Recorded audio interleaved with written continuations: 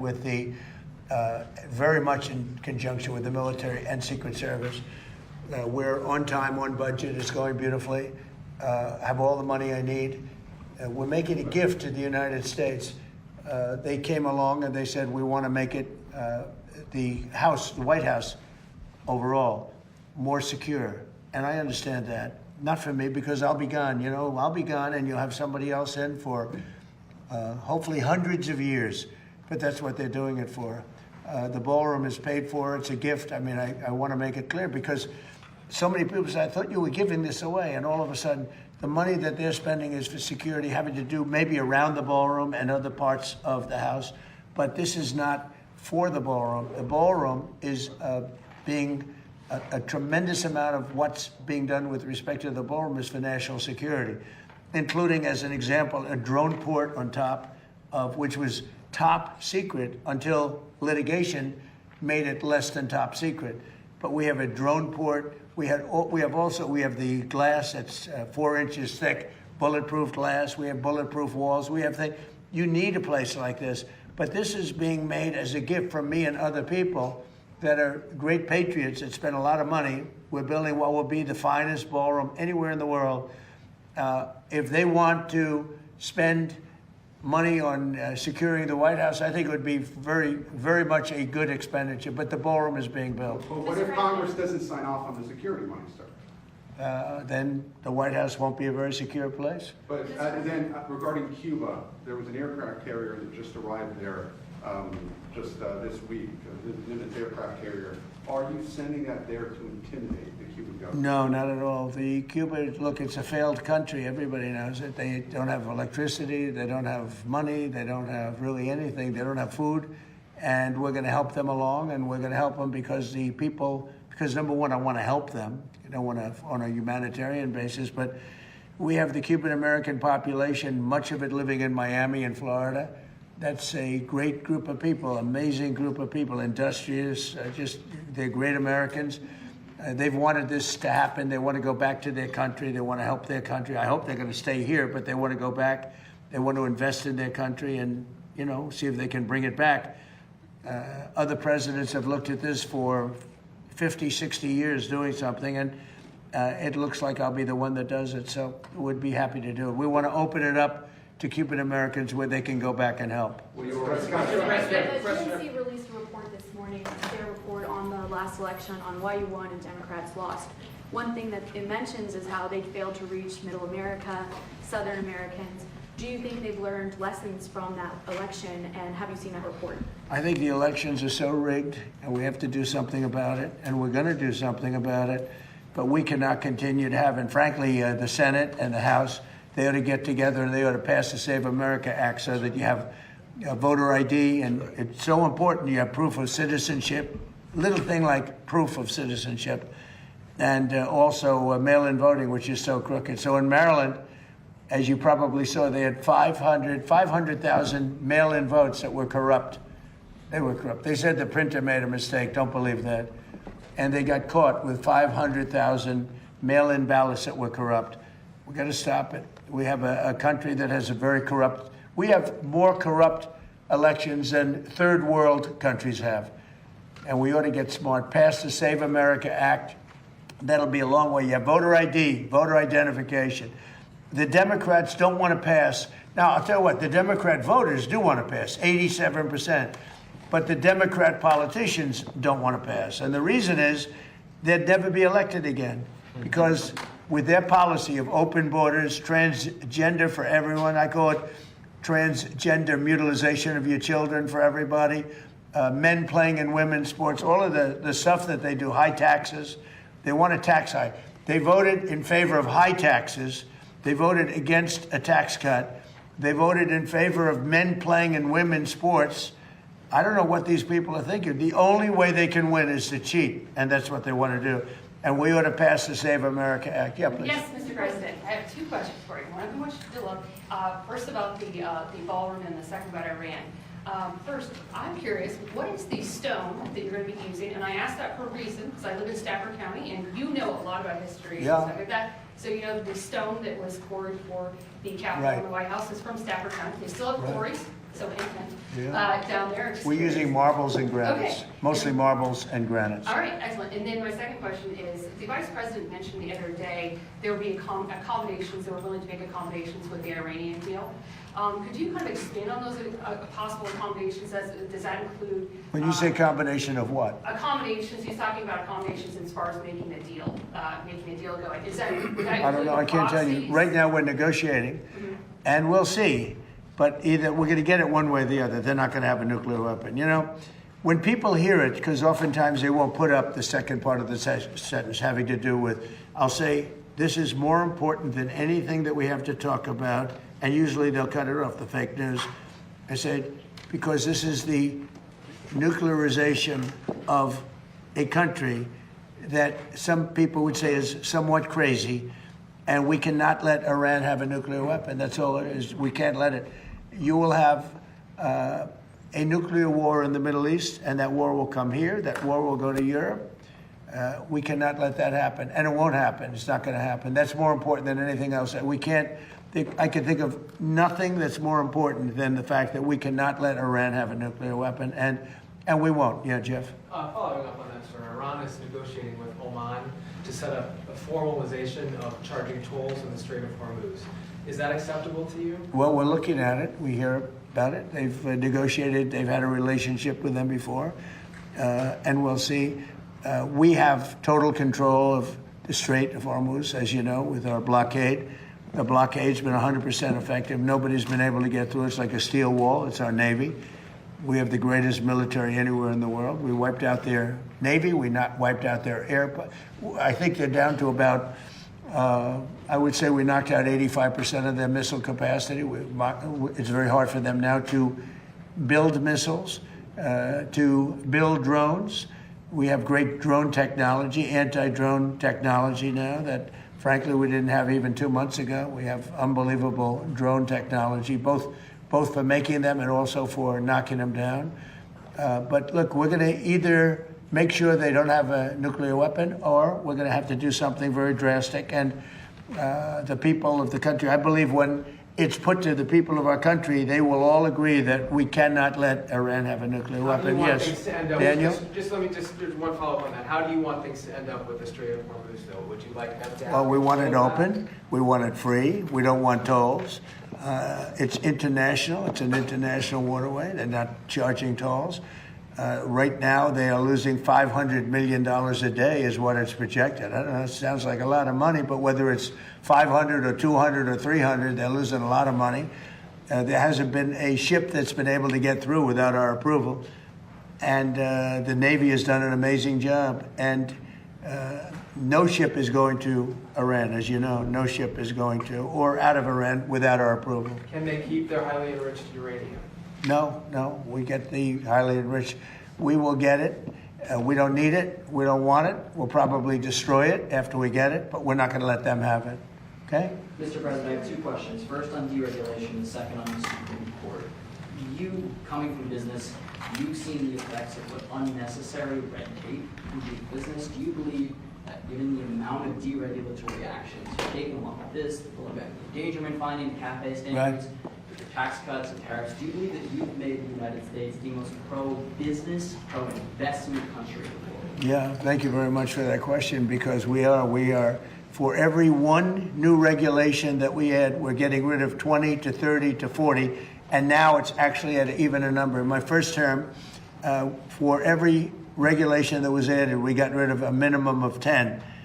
And I understand, Lee, that it's up to 43 or 44 right now. So if we add a regulation, we get rid of 43, 44.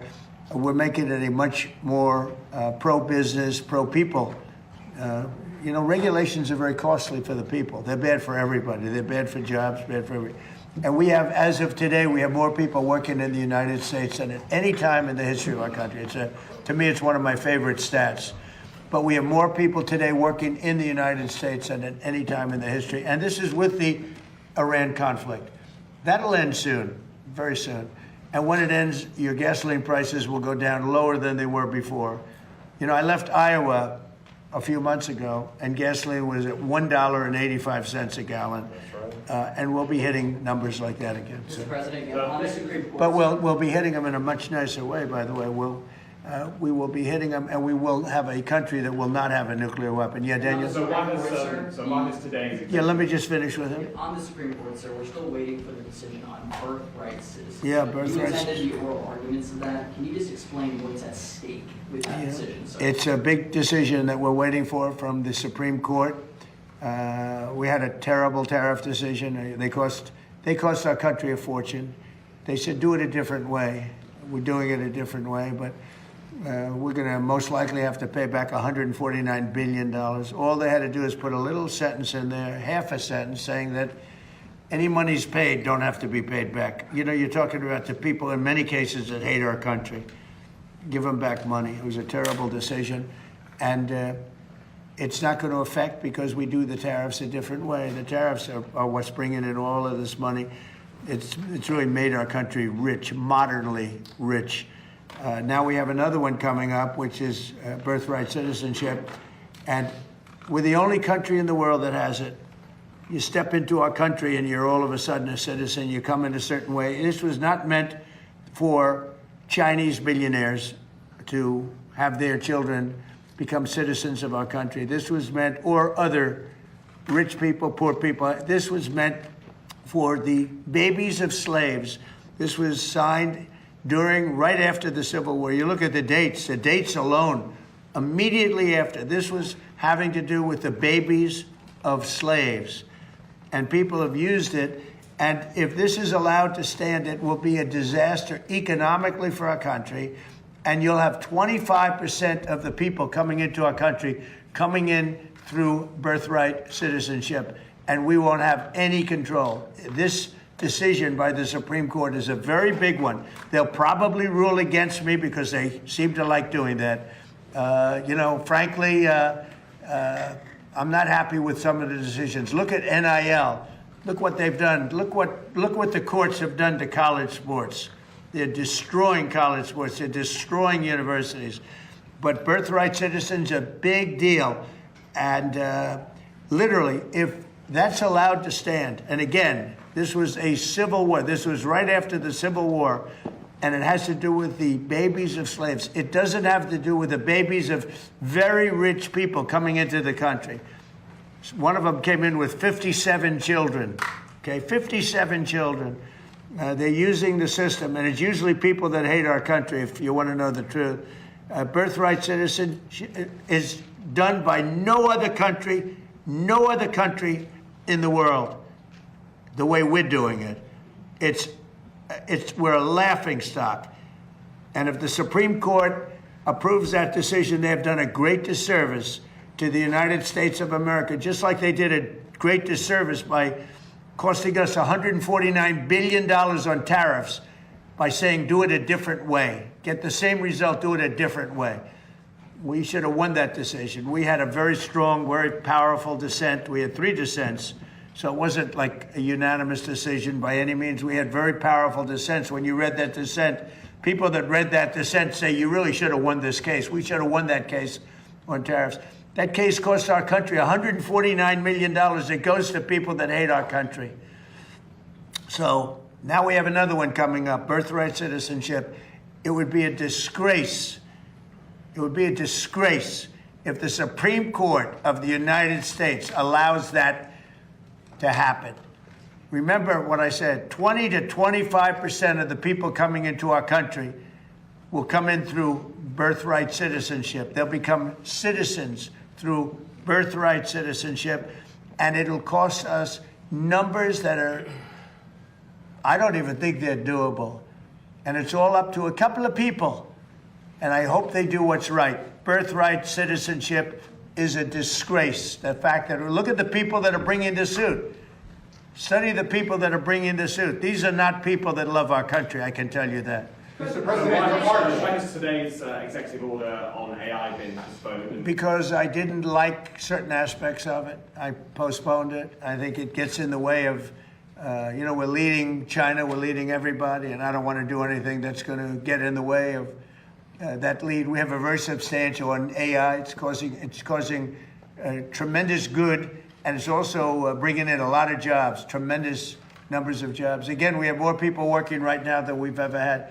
I really thought that could have been a blocker, and I want to make sure that it's not. Mr. President, your part. Mr. President. Wait 1 second. With President Xi last week, did you discuss AI safeguards? Who? What? In China last week with President Xi, Yes. did you discuss AI I did. safeguards? No, I discussed it. And he acknowledges how well we're doing. We're doing well. He's doing. It's the two of us. The two countries are fighting for it. Other countries are way behind. Way behind. They're fighting for it. They want it. Everybody wants it, but they're way behind. But I didn't want to do it. I postponed that meeting. It was a press conference. It was a signing, actually, because I didn't like what I was seeing. Mr. President, a few moments ago, the Commission of Fine Arts approved your redesign for your arch. Do you think you need congressional? Oh, that's good news. I finally get good news from you. Do you think you need What was the congressional vote? Do you know what the approval vote for it, was? What was the vote? I'm just seeing the headline here. I don't have the exact vote. But So we're building what's called the Triumphal Arc right opposite the Arlington Memorial Bridge, right by Arlington Cemetery. It's beautiful. It's the Arc de Triomphe would be the one that you would probably know in Paris. It's one of the most beautiful. It's a very similar size, slightly larger. We have to do slightly larger. It doesn't have to be a lot larger. Otherwise, you'd all be disappointed in me. But it's even far more beautiful. And I think that the Arc de Triomphe is beautiful. It's a couple of 100 years old, but I think it's beautiful. And some arcs go back over 1,000 years. And it's called a triumphal arc. It's usually done for victories in war and things. 59 of them in the world. All right, we've been listening to President Trump live on Bloomberg Radio as he answers questions from reporters in the Oval Office, ranging from geopolitics as he once again reiterates that Iran cannot have a nuclear weapon. He suggests on Iran the U.S. will get there one way or another, and that he wants a free and open Strait of Hormuz, no tolls, even as an Iranian envoy to France told Bloomberg today that Iran and Oman are looking at tolls for the Strait of Hormuz on a permanent basis. But interesting as well, Tyler, Kendall, the president weighed in on an AI executive order that we were expecting today, and yet we will not get that. That has been postponed. The president saying he didn't like some of it. He felt that it would get in the way of the United States' lead in artificial intelligence. Right. The president just saying that he had discussed artificial intelligence with Chinese leader Xi Jinping last week when he was in Beijing. And he felt that he wasn't happy with how this executive order stood at the moment because it would disadvantage the U.S. when it comes to our competition with China. This continues at this point, Kailey, what has been months in the making of internal delays stalling this executive order from getting out. We know that some top tech CEOs were invited to the White House for this event today, but it doesn't seem like we're going to get it. No, it does not. Of course, this event at the White House was with the EPA administrator focused on rolling back climate regulations when it comes to food refrigeration. Specifically, the administration arguing here that that is going to help lower food prices, maybe trying to address some of the price pressures that are dogging this administration right now and clearly are present in the polls. But it's absolutely fascinating to consider how all of this is feeding through to financial markets. As the president talks about not wanting to hold AI back in the U.S., you certainly are seeing the AI boom on display with Nvidia's results, even if the market isn't all too impressed. That stock actually down about 2% today. So let's get a check on that and everything else in the broader markets as we turn to Charlie Pellet up in New York. Hey, Charlie. Hi, thank you very much. And here's what's going on. The Dow, the S&P, NASDAQ, all in the red right now. We've got stocks declining midday Thursday with the S&P right now down 28.7404. Drop there of just about 0.4%. Dow Industrials down 121 right now, down 0.2%. NASDAQ, the composite index, slumping 133 now, down 0.5%. The NASDAQ 100 index down 0.5%. Our Bloomberg Mag 7 index down 0.5%. You alluded to Nvidia. That stock after earnings down now by just about 2%. The standoff between the U.S. and Iran over key issues lifting oil prices, that is dragging down stocks and bonds. The 10-year, the yield there 4.60% with the 2-year, 4.10% the 30-year. Right now at 5.12%. Gold down 0.6%, 45.16 the ounce, while West Texas Intermediate crude back above $100 a barrel, $100.43 up 2.2%. Barrel of Brent 106.83 now up 1.7%, and Bitcoin down 0.8%, 77,080 on Bitcoin. We mentioned Nvidia. Everybody's watching that stock trading today. Again, down 1.8% now. Walmart after earnings. The stock is down 7.6%. Also a major move in Intuit after earnings, down now by 21%. For on-demand news 24 hours a day, subscribe to Bloomberg News Now wherever you get your podcast. Back we go to Washington. Kailey, Leinz and Tyler Kendall. That is a Bloomberg Business Flash.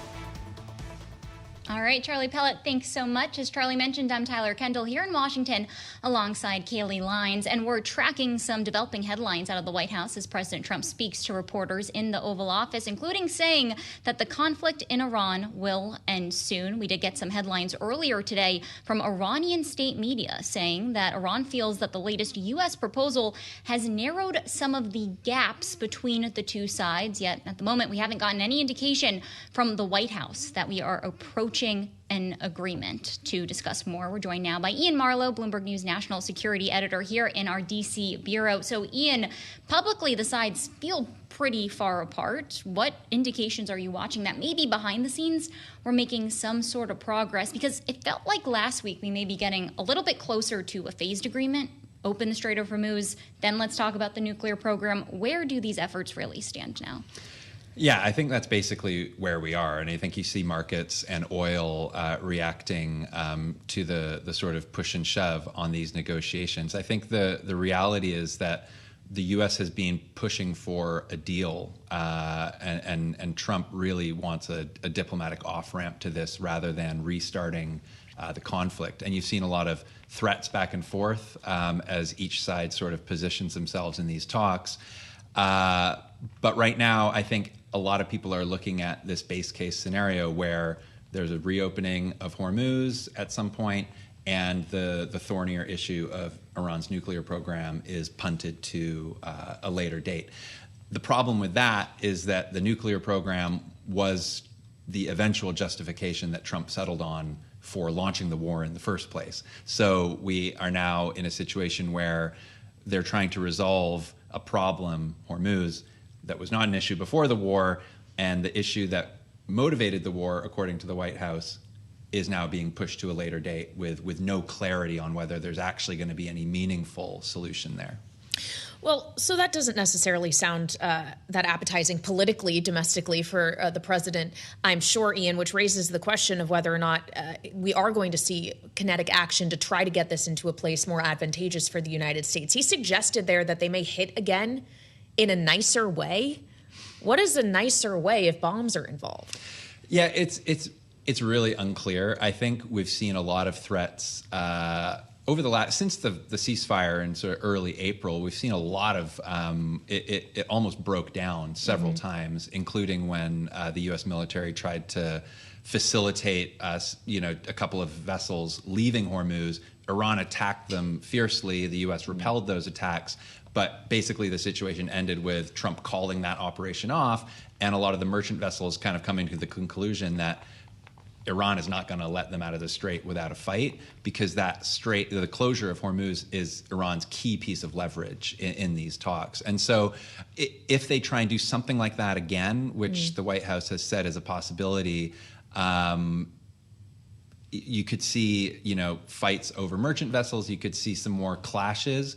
I think a lot of analysts suspect that before this is over, we will probably see some more, kinetic action somewhere around that, either in the strait or nearby, as both of the sides sort of jostle for the best position in these talks. I think the reality, though, is that at least up until now, Iran has proved a tiny bit more resilient than the White House thought, and has not crumbled on some of the demands, even with this U.S. naval blockade that we've seen. All right, Bloomberg's Iain Marlow, thank you so much, helping us react to some of what we heard from President Trump on Iran specifically. But of course, we also heard from the president on AI and the tabling of an executive order for now that he felt might in part hold the U.S. back in terms of competing with other players like China. And we heard more about AI from the CEO of JPMorgan Chase, Jamie Dimon, when he spoke with Bloomberg's Haslinda Amin about what it would mean for jobs at his bank earlier. Listen. I think we'll be hiring more AI people and probably less bankers in certain categories, and it'll make them more productive. So when you get up in the morning and you want to interview someone, it'll lay out what I've said in 14 different places. It'll give you questions. Your job will be the same. You'll just be much smarter at how you execute that job. So, but I guess the question but we will retrain and redeploy our people.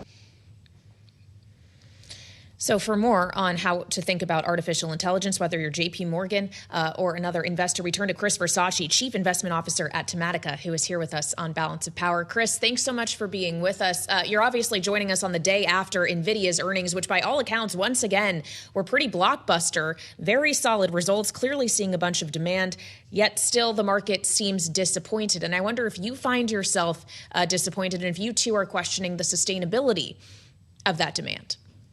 No, not really at all. I would say that, when we take a look at what's unfolding with AI, it's very clear you have to watch not only adoption, but, usage across the enterprise, across consumers, across, other entities, be it, governments, sovereign nations, what have you. And all indications are that that's continuing to increase. And I think the issue with Nvidia, candidly, is really twofold. First, the company has delivered beat and raise quarters in the past, and the market's kind of, used to that now. So in order to, really see a positive pop in the stock after Nvidia reports, they really have to wow the market. And when you look at the consensus expectations, from a forecasting perspective for the quarter, some of the upper forecasts were around $96 billion.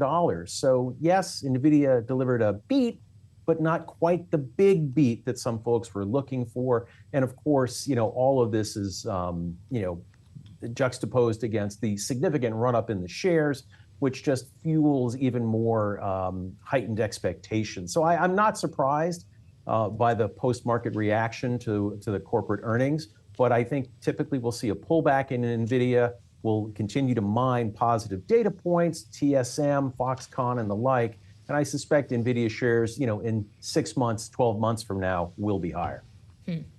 I'm wondering what you're making of the CapEx guidance that we're getting from a lot of these AI companies, and if it seems plausible to you, if there are bottlenecks when it comes to semiconductors, when it comes to energy supplies that could maybe prevent companies from delivering on their investment goals that we know we're all closely watching. Yeah, that is a great question. Folks are really focused in on the hyperscaler capital spending numbers, which are up significantly year over year.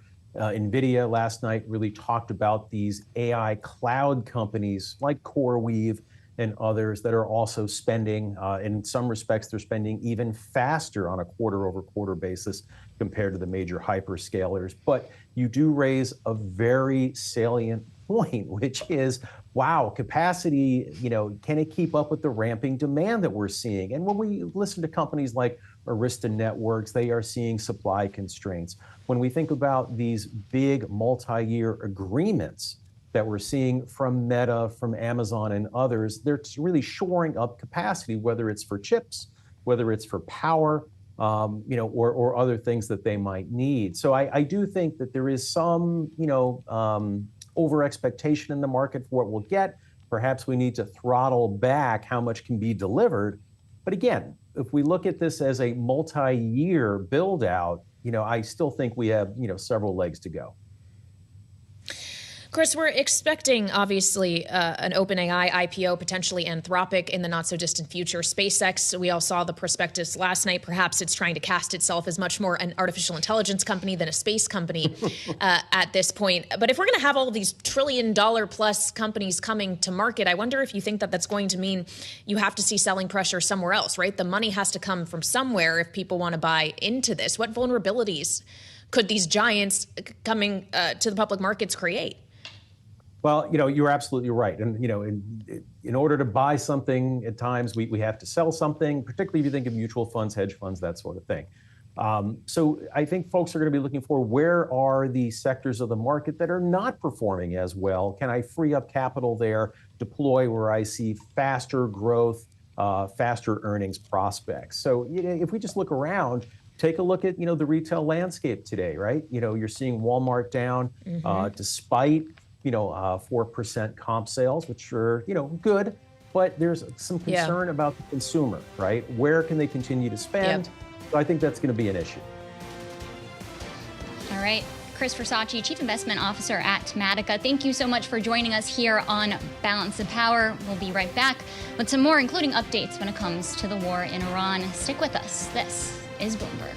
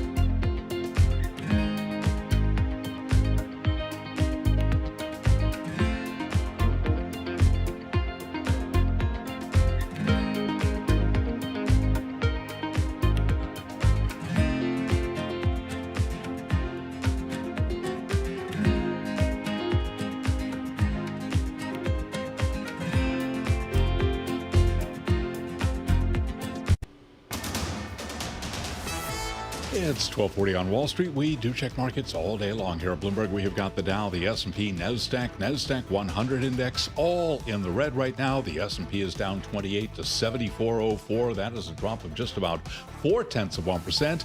Dow Industrials down 126 on the Dow, a decline of 0.3%, while NASDAQ is down 131. For NASDAQ, a drop there of 0.5%. The Russell 2000 index of small cap shares flat on the day, and the Bloomberg Mag 7 index down 0.5%. Nvidia, a member of that index, Nvidia after earnings down now by 1.8%. The 10-year 4.59%, with the 2-year 4.09%, the 30-year 5.12%. Gold is down 0.6%, $45.16 the ounce, while West Texas Intermediate crude holding above $100 a barrel. WTI now up 2.2%, $100.45 on WTI. So oil higher, inflation fears front and center, and a 30-year that's holding above 5%. Barbara Reinhard is Chief Investment Officer for Multi-Asset Strategies and Solutions at Voya Investment Management, and she was the guest this morning on Bloomberg Surveillance. The fundamental change at the margin on the news out of the Middle East seems to be inching towards a resolution. Every time you hear a little bit of good news on a resolution, oil prices come down below 100. That tends to help the bond market and certainly helps the equity market like you saw yesterday. Indeed, yesterday we saw the S&P 500 index surge 1.1%. Today, giving back some of that, the S&P down 28 now, a drop there of 0.4%. Keeping an eye on Deere & Company shares after earnings, the stock now trading lower by 5.6%. For on-demand news 24 hours a day, subscribe to Bloomberg News Now wherever you get your podcast. Back we go to Washington. Balance of Power continues. Once again, your hosts, here they are, Kailey, Leinz, and Tyler Kendall. All right, Charlie Pellet checking on the markets for us. Thank you so much. I am Kailey Leinz alongside Tyler Kendall here in Washington, where President Trump just wrapped up some Q&A with reporters at the White House at an EPA-oriented event, rolling back some restrictions, climate restrictions around food refrigeration specifically, but speaking to reporters about a number of subjects, including the effort that is currently in Congress on budget reconciliation. Of course, Republicans on a partisan basis looking to approve $72 billion in funding, in part to fund ICE and CBP for multiple years, 3 years in particular. And it also initially, Tyler, included $1 billion for funding for Secret Service tied to the president's ballroom project. And we heard the president talk about that. He says he doesn't need money for the ballroom, but if Republicans don't approve the funds for security, the White House won't be secure. Of course, the rub is it doesn't seem like Republicans are going to approve that security funding, in part for parliamentarian reasons in the Senate. Not clear that it was eligible for the reconciliation process, but also because it's a politically toxic vote to ask some vulnerable members to take. It's one of a few issues that have come up related to the reconciliation process, including that later today we are expecting what is known as a vote-a-rama, as Democrats try to put the pressure on Republicans and force a series of votes on amendments, essentially as a messaging tactic as we head into the midterms. And we like to joke that in Washington there's nothing that lawmakers love more than a deadline or a recess, and we are getting up against one, Memorial Day, which could make the process tonight all that more painful. So for more, we want to bring in our political panel today to discuss all of it. That's Rick Davis, partner at Stonecourt Capital and a Bloomberg Politics contributor, alongside Kristen Hawn, partner at ROKK Solutions and a Democratic strategist. So Rick, we just outlined some of the perhaps more cautious things that Republicans have to factor in with this reconciliation vote. But all in all, is this considered a win for Republicans? Because at the end of the day, it might have been a process to get here, but they're voting on funding for the president's immigration priorities without having to institute any of the curbs that Democrats demanded. Yeah, that's right. I mean, when you really go back to the expanse of this debate, we were talking about all kinds of changes to Homeland Security, masking policies, things like that. And the reality is we've come a long way since then. The agency itself is funded, which didn't result in any major reforms. And now that you're putting more money into the ICE bucket, you can see that there's no real compromise whatsoever. If anything, this vehicle, this new reconciliation bill, is going to be used for more of Trump's priorities than the Democratic Party priorities. And so it's really been actually a victory just to even have the debate we're having, because it all comes around Republicans not liking some of the Trump priorities and not even talking about Democratic priorities. Well, on those priorities of Trump's that it seems even Republicans aren't too comfortable with, that includes the $1.776 billion weaponization fund. It seems that Republicans, Kristen, are going to be looking for some restrictions around who is eligible for those funds, making sure, for example, that January 6 defendants who assaulted police officers wouldn't be able to access them. How telling is it to you if you are seeing Republican pushback to this policy that was just announced days ago by the Trump administration and the DOJ? Well, I mean, given Republicans' willingness to go along with pretty much anything that Donald Trump wants for fear of political reprisal, I think it's pretty telling that they know that it's not popular. And, we talk about, Rick was talking about this being a big win for Republicans and might be a big win for them today. But, this is not an easy process, and it requires a lot of tough votes, and Democrats can force Republicans into positions that, are going to be difficult for the party come November in the midterm elections. So, I wouldn't celebrate too much. There's a lot in here that are policies that are just not popular with voters right now. So, Rick, we have this anti-weaponization fund and also additional funding when it comes to the ballroom. I'm wondering if you think that these are politically hot topic issues for Republicans, because if you listen to the president's argument, as we just heard in the White House, this $1 billion supplemental funding for the ballroom, it doesn't all go towards the ballroom, but the amount that would go towards the ballroom is for security. So why aren't we seeing, what's the disconnect here between the White House and Republicans on Capitol Hill? Is this really going to be a major issue in terms of what voters are caring about? I think that it depends upon, how off message Democrats want to get. I mean, if you're a Democratic campaign right now and you're running something other than sort of attacks on Republicans related to the economy, then you're probably off message, and that would include this, although there's a subset of issues that include like government spending.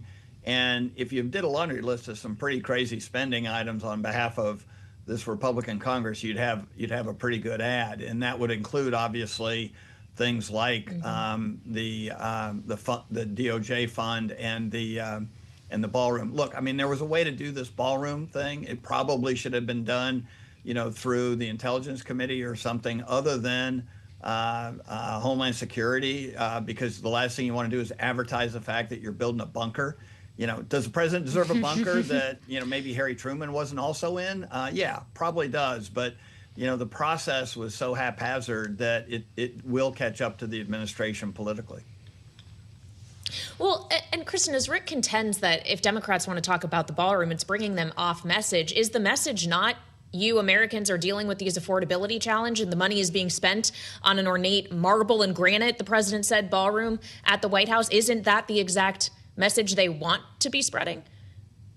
I 100% agree with Rick. It's more about the other issues and the spending and people going back to being concerned about the ability to put food on the table. It's those pocketbook issues. My firm, ROKK Solutions, recently did a survey because we were looking at these issues, like how much are people going to care about just a ballroom? And we found that, of independent Republican and Democratic voters overwhelmingly blamed the administration partly for the increase in prices, but they also equally blamed corporate America and large corporations, which was really interesting to me. So I think, a lot of these companies who are looking to get ahead of, a potential Democratic takeover of the House, at least in November, should start thinking about that. And why are people blaming them for the rising prices, and the cost of living? Well, that's some of the issues as we look forward, but we're also getting a look backwards, considering today the DNC chair, Ken Martin, released the autopsy report on the 2024 election amid intense pressure. Kristen, if I can go back to you, it felt like this might have been a hard decision to put out this report. What more do we know about how Democrats are looking at the lessons from the election that they lost, and are they taking those lessons as they move forward? It's interesting. Having worked in politics for 25 years on the Democratic side, we love to do an autopsy. We love to look at all the things, that we've done wrong. And I'm not saying that we shouldn't have, but I think where we've really fallen down is just really relating to the American people, talking about what really matters to them rather than what we want them to see and what we want to talk about. We also know that we have to offer something other than just being against Donald Trump. We know that that does not work. We can highlight the things that we don't agree with him and the Republican Party on, but I think just being relatable, getting the right candidates in there that know their districts, and know how to talk to the people, and so that they can relate, they can see, okay, this is a viable alternative, because I don't think that we've done that too much in the past. Well, on this autopsy, Ken Martin, the DNC chair, said he sincerely apologizes for it, Rick. He suggested that this unedited and unabridged report does not meet his standards. He says it shouldn't meet anyone's standards, but he's doing this because people need to trust the Democratic Party. But of course, Ken Martin's issues go far beyond just this report. If you look at the latest fundraising figures for April, Rick, the contrast between the DNC and RNC is pretty striking. The RNC raised $18.6 million, ended April with a whopping $123.9 million in the bank. The DNC only has $14.4 million in the bank after raising $11 million in April. That is a more than $100 million cash disparity. And I understand earned media is a thing. There are things that you can do with that. But are we looking at a DNC that is going to be at a serious financial disadvantage as we go into November? Yeah, I really actually don't get it. I mean, sure, the president is always an advantage when it comes to wining and dining donors and raising money. He's got all these wonderful things he can do to sort of make donors happy. And of course, this president, he may have invented making donors happy in a new way. But like, he's one of the most unpopular presidents in modern time, right? The Democratic Party has a target as big as the sun to shoot at, and they can't get donors motivated on a weekly basis with all the things that the president gives them to talk about. It's stunning to me that there's this big a mismatch. I would expect the Republicans to be in the lead, but not by 10 to 1. So I think Democrats, the Democratic Party, this whole silliness around their autopsy, I mean, they've got some soul searching to do. And the worst thing you can do is search your soul in the middle of a midterm. So, Kristen, is this a organization issue? Is this a candidate enthusiasm issue? Because some Democratic candidates are raising a lot of money. I was just catching up with somebody on Governor Josh Shapiro's team. He's given $1.5 million to other candidates to help propel them since he had a relatively easy primary. Is that the dynamic that continues? You have enthusiasm around candidates that then help propel and give money to the rest of the party? Yeah, I mean, I think making no excuses for that cash disparity is pretty insane. But there is money that flows in a lot of different ways, right? You've got organizations like the House Majority PAC and the Senate Majority PAC that will be spending on a lot on all these races. You've got outside organizations, you've got the Democratic Congressional Campaign Committee, and you've got, like you said, some of these sitting members. They have leadership PACs that are sending money around. I'm not actually all that concerned about the amount of money that we'll be able to put into these candidates for the midterms, just based on that one number with the DNC. But that disparity should not exist. Well, obviously, when we consider where Democrats are going to be spending money, a lot of it is likely going to be funneled to Texas, Rick, as they look for James Tallarico to potentially do what they've struggled to do and tried to do for many, many cycles in recent years in ousting a Republican seat. Maybe it won't be John Cornyn, though, that he's up against. Just in our final minute, Rick, to bring this around to the reconciliation question, the president declined to endorse John Cornyn. He successfully got Bill Cassidy in Louisiana primaried out of his seat. Has he created two new enemies and made even getting a partisan reconciliation bill across the floor much more difficult? Oh, yeah, for sure. I think there are a lot of senators right now, not just because of the political activities of the president, as you described, but also really pressuring them on some of their own priorities, like, this GOJ fund and even the ballroom funds that we've talked about. I mean, these are all things that Republican senators are looking at and going, why in the world are we doing this today? They're really focused on trying to maintain power in the Senate and House, and this is not making it any easier. All right, Rick Davis and Kristen Hawn, our political panel on this Thursday. They will be back for more in the second hour of Balance of Power, which starts in just a few minutes here on Bloomberg. I'm Kailey Leinz alongside Tyler Kendall in Washington. Stick with us.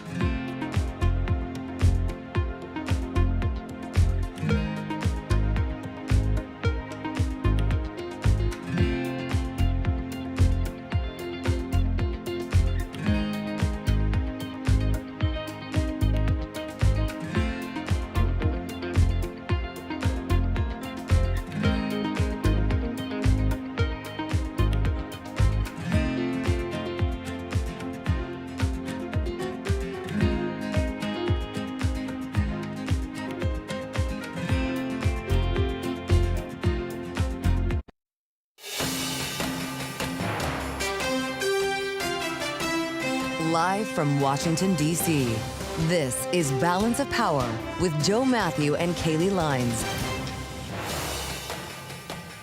Iran is in talks with Oman over a permanent Hormuz toll system that President Trump says he doesn't want to see. Welcome to Balance of Power on Bloomberg TV and radio. I'm Kailey Leinz alongside Tyler Kendall in Washington today. Joe Matthew is on assignment. And Tyler, we just heard President Trump speaking about Iran from the White House, suggesting that he wants the Strait of Hormuz to be open with no tolls. Of course, Iran suggesting they would like to continue charging tolls and control the Strait of Hormuz, essentially, which raises the question once again, and we ask it every single day, are these two sides getting any closer together? Well, according to President Trump, we could be. He did say that the two sides are actively in negotiations, adding that the Iran conflict will end soon. We did hear from Iranian state media earlier today that seemed to frame the country's latest update is that the two countries are getting closer, but so far we haven't really seen indications that that deal is on the horizon. Yeah, we're going to get the latest from the White House this hour as we check in with Bloomberg's Jeff Mason, who was in the Oval Office with President Trump a short time ago, asking him about the Strait of Hormuz issue. And we also have to talk about the reconciliation process underway on Capitol Hill right now. It's running into some issues in terms of trying to get all of the president's priorities through this partisan process. And we'll speak with the former chair of the House Financial Services Committee, Patrick McHenry, about that too. And lawmakers are under a little bit of pressure to get this through. It would include funding for immigration priorities, but keep in mind we are up against a Memorial Day holiday, which means that Congress wants to get something done. It's something we're watching in Washington, as well as a check-in on what the markets are watching. So for that, we're going to head over to Charlie Pellet in World Headquarters in New York for the latest. Hey, Charlie. Thank you very much, Tyler and Kailey. We are looking at a down day. Kailey asked the question, are we getting closer to a deal? And right now we have got oil higher, stocks lower, a standoff between the U.S. and Iran over key issues, lifting West Texas Intermediate crude back above $100 a barrel. That is dragging down stocks and bonds. We begin with the equity market. S&P 500 index off 24 at 74.08, drop there of 0.3%. Dow Industrials down 85 on the Dow, a decline of 0.2%. Nasdaq down 107 for the Nasdaq Composite Index, a drop there of 0.4%. The Russell 2000 Index little changed on the day, turning higher, up under 0.1%. And the Bloomberg Mag 7 Index down now by 0.3%. Nvidia, part of the index. Nvidia shares down after earnings by 1.4%. Your 10-year at 4.59%, with a 2-year 4.09%. The 30-year remains above 5%, 5.11%. Gold down $24 the ounce to $45.19 for the precious metal, a decline right now of 0.5%. West Texas Intermediate crude $100.10 a barrel, up 1.8%. Brent, the global benchmark, 106.50 barrel of Brent, up now by 1.4%. Two earnings reports, one closely watched for AI, the other closely watched for inflation. Nvidia shares lower after earnings. Indeed, the day's most actively traded stock, Nvidia, right now down by 1.4%. And Walmart shares after earnings down 7.3%. Walmart warning that fuel costs are squeezing the company's bottom line and could lead to higher prices for shoppers. Bears repeating, Walmart today hard hit, down by 7.3%. For on-demand news 24 hours a day, subscribe to Bloomberg News Now wherever you get your podcast. I'm Charlie Pellet. Back we go to Washington. Balance of Power continues right now with Kailey Leinz and Tyler Kendall. All right, Charlie Pellet, thanks so much. As Charlie mentioned, I'm Tyler Kendall here in Washington alongside Kailey Leinz. And earlier today, Iran's ambassador to France told Bloomberg News that the country is working on a formalized system with Oman to charge tolls through the Strait of Hormuz as Iran continues to grip on to its control when it comes to the waterway. President Trump moments ago in the Oval Office told reporters that he doesn't like that idea. We want it open. We want it free. We don't want tolls. It's international. It's an international waterway. They're not charging tolls. Right now, they are losing $500 million a day is what it's projected. I don't know, it sounds like a lot of money, but whether it's 500 or 200 or 300, they're losing a lot of money. There hasn't been a ship that's been able to get through without our approval.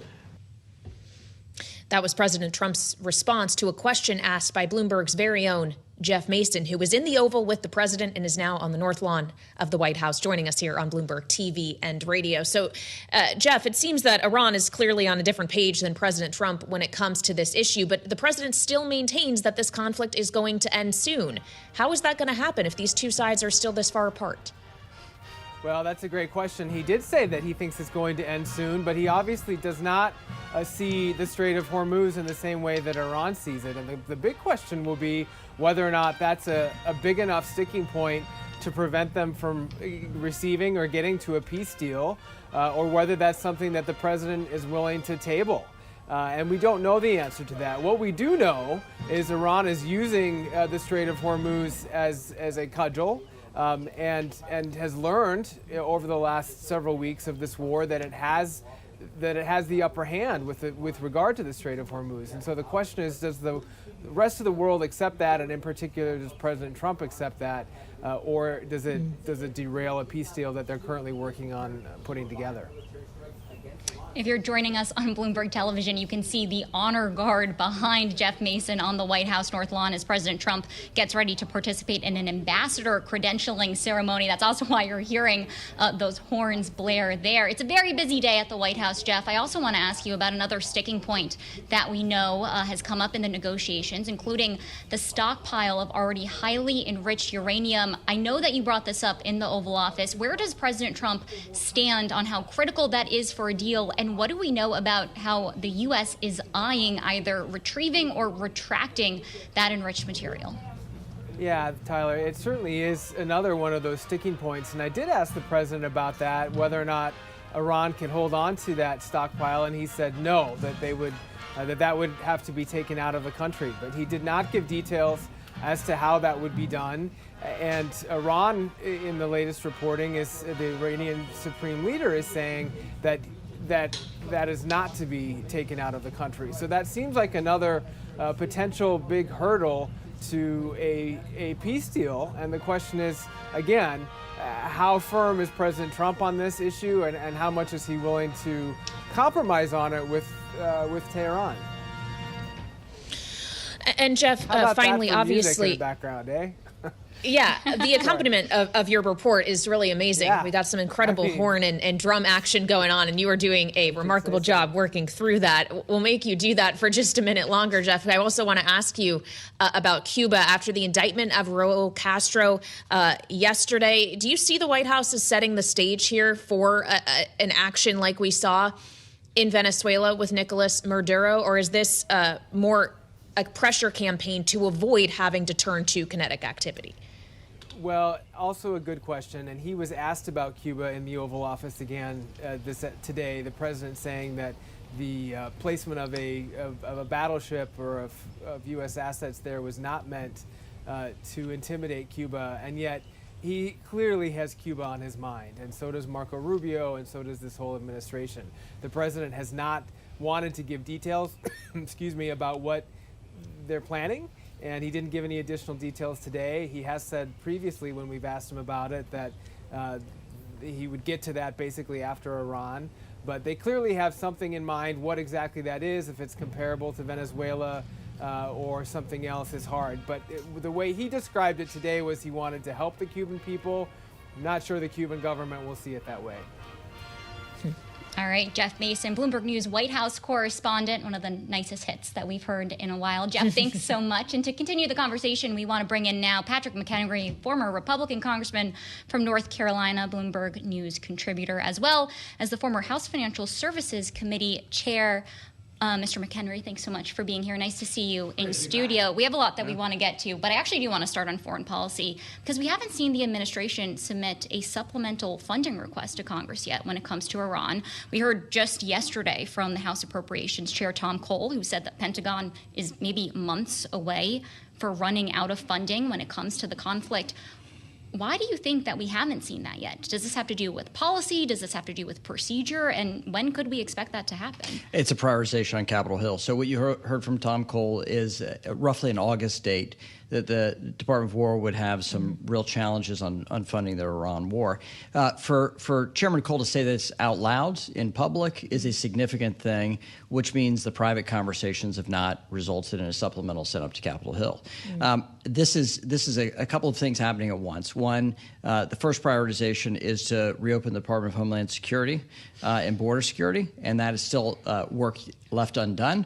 You have to have this reconciliation process, the budget process to go through, which is a complex months-long thing. That's not done, number one. Number two, here's some itchiness, I'm going to say itchiness, around policymakers on Capitol Hill about recent decisions the president's made. I'm sure we're going to talk about those things. Oh, yes, sir. And then three, you then have to have some sort of formulation of what the end game is, and are we near the end game at Iran? And this has been far more difficult than anticipated, at least at the outset of the war. Well, just on the notion of some pushback we're seeing on Capitol Hill. We saw yesterday Senator Bill Cassidy, fresh off his primary loss, joining with 3 other Republicans and Democrats to advance a war powers resolution in the Senate. In the House, last time we saw this, it was tied. And I wonder if you think the next time a war powers resolution comes up to a vote in your old chamber that it might actually pass. It's now up to sicknesses, absences. It is up to people having family issues on whether or not we have the president has the authorization to continue his strikes with Iran. This is not the way you run a great ship of state. And that's how close these votes are on Capitol Hill, both in the House and the Senate. And that's before the latest set of politics around primary elections and what that means. This is a very complicated beast. Before these latest votes on Iran war powers generally, but specifically with Iran. Now, what you've heard from the administration in their testimony on Capitol Hill, both for the Secretary of War, the Joint Chiefs of Staff, is that there's a pause, and therefore these timelines don't matter because we have paused our actions with Iran. This is really a question of how do you give Congress enough time to process, but also how do you have clarity on the sort of course of action with Iran. These two things are in direct conflict, especially with diminishing dollars in these accounts necessary to go carry out the war. But a war powers resolution is largely symbolic, right? Because even if this passes both chambers, it'd end up on President Trump's desk. He would veto it. We probably wouldn't see 2/3 majority to overturn it.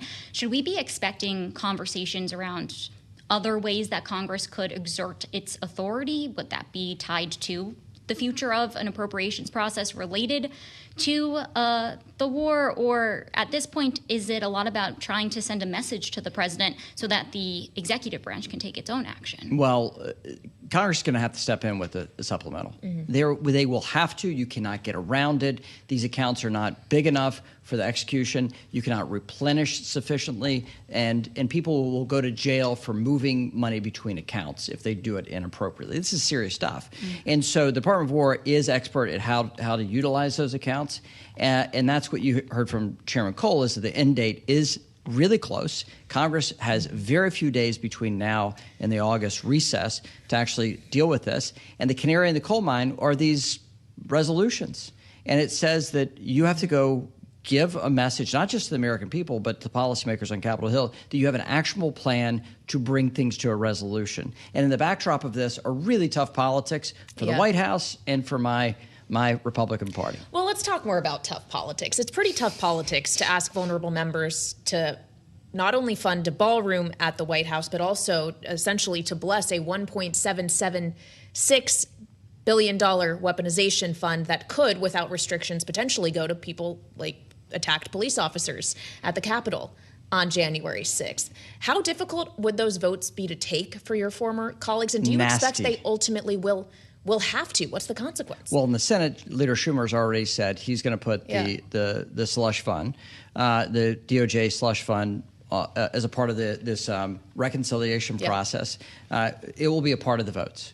It will be symbolic, yes, but that is a vote that hurts if you're on the November ballot.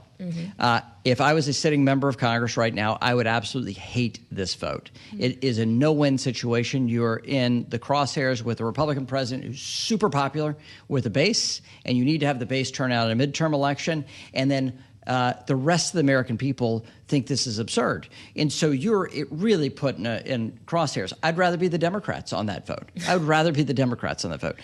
As far as the ballroom, I think this is blown up into something that people largely don't care about. The president's raised private money to go build something that most presidents have said need to happen. You need to have a secure facility. We just had an event with the president in the most secure large ballroom in Capitol in the nation's capital, and so it says something needs to happen. Now, this has all been the notion was it's going to be privately funded. What we've then had is a lawsuit to say actually you can't do full funding of this through private donations. We have laws on the books that say you can gift the government certain pieces of technology, certain pieces of facilities. And so they do need authorization from Congress to actually go carry out the rest of the build for the ballroom. So both these votes, one, I disregard the ballroom as like a salient political thing other than a talking point. But the slush fund at the DOJ, when I was a member of Congress and President Obama did this, a sue and settle with liberal and Democratic constituencies, we had a resolution on the House floor, which we passed with Republican votes and a handful of Democratic votes against a slush fund like this, sue and settle slush fund. This has been ramped up, and now you have a majority of the Senate speaking out against it and a majority of the House speaking out against it. This is really troublesome for the White House. It is interesting to me that these two Republican-led policies are now causing these problems for Republicans on a day that I think it's fair to say this actually would have been a positive day for Republicans, right? Because they're getting through funding for immigration priorities without curbs from the Democrats that they had demanded. That's why we're in this reconciliation process, so that they can get this done with a simple majority. At a certain point, is this a messaging problem or a policy problem for Republicans, when you would have thought that the White House would have been touting that they're funding ICE and CBP? Yes, but events overtake. And this is what happens when you're a governing majority. Events overtake your prioritization, your messaging capacity, and trivialities of the day can dominate the news rather than the substance of what you're trying to achieve. That's not new. It's just ramped up to 11 here in the Trump era because there's so much noise. Some coming directly out of the White House as a media strategy, but there's so much noise. Border security is still a winning issue for Republicans and President Trump. It has not been talked about as a great success of this administration. They should tout it more, and this should be a great sign of victory. Then you saw just this week as well, the president's priorities on housing came out of the House as well. Kailey, I'm so glad you raised this. Yes. I did want to ask you about it because the House tweaked the Senate's version, sent it back. It seems the Senate wants to tweak it back, and I wonder how you think this ultimately gets resolved. I think, as a traditionalist, as a former legislator, right, for 20 years, the craft of legislation is this art of caring about policy, fighting tooth and nails about things of substance that do impact people's lives, that can make a difference, and then largely the body politic says, why are you fighting about that? It's like too specific, right? The specifics here are that you have a passionate group in the Senate and a passionate group in the House, and they're trying to compare who can get the bigger bipartisan majority to move their policy. I think that is a win for like traditionalism and like this process working in Washington. I love it. And French Hill and Maxine Waters, who I spent I spent most of my waking hours with these two folks in my final years in Congress, to see them work out a deal and get a bigger bipartisan majority in the House than in the Senate on this policy issue of housing. It shows that they have stick and they've got the support of the president. Maxine Waters is on a bill that the president would like to sign. Man, oh man, I think it's an awesome thing. I haven't seen Patrick McHenry this excited in a while. Mr. Chairman, Bloomberg Politics contributor, thank you for joining us here on Balance of Power on Bloomberg TV and radio.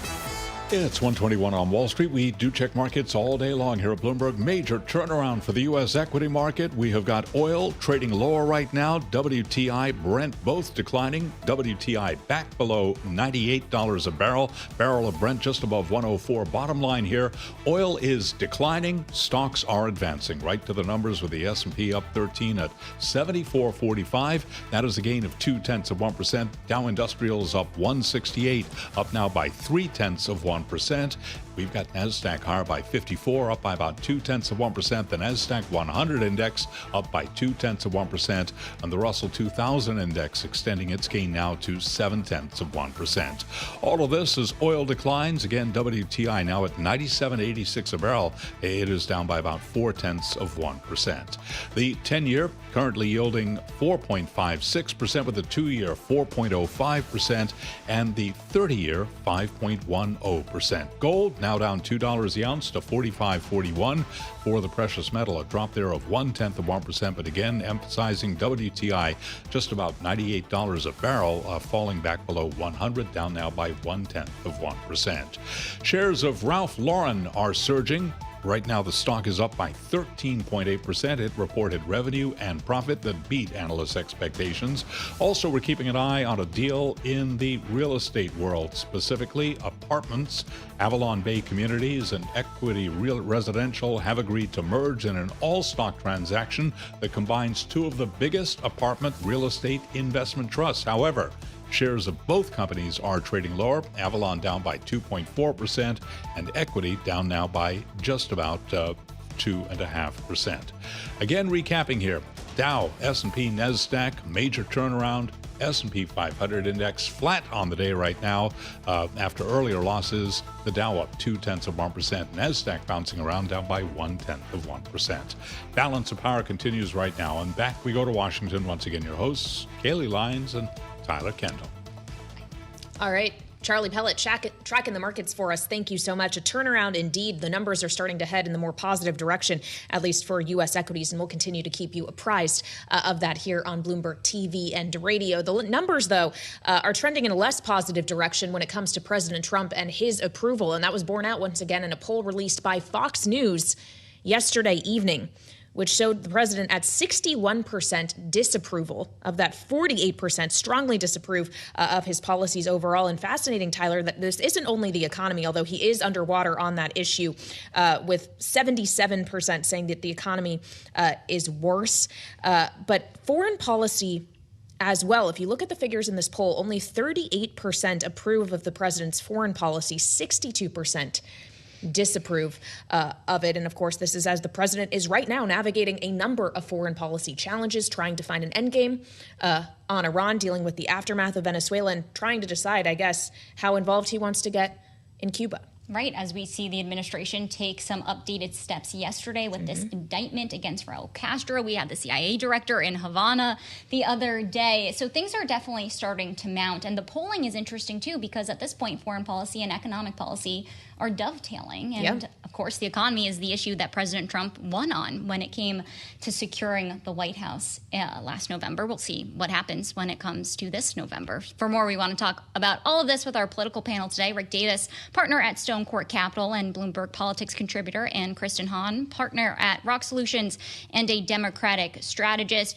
Rick, I want to start with you with some of the headlines that we're getting from President Trump earlier today when it comes to the conflict in Iran. He says he's not too happy about some plans that Iran may be mulling with Oman when it comes to tolls in the Strait of Hormuz. There's this analysis cited by the Wall Street Journal that finds it's going to be Gulf partners that end up paying the bulk of those tolls. I'm curious your view on how this administration has been working with regional allies and how that may temper what ends up happening when it comes to the White House's response in ending this conflict. Yeah, it's really been a mixed bag.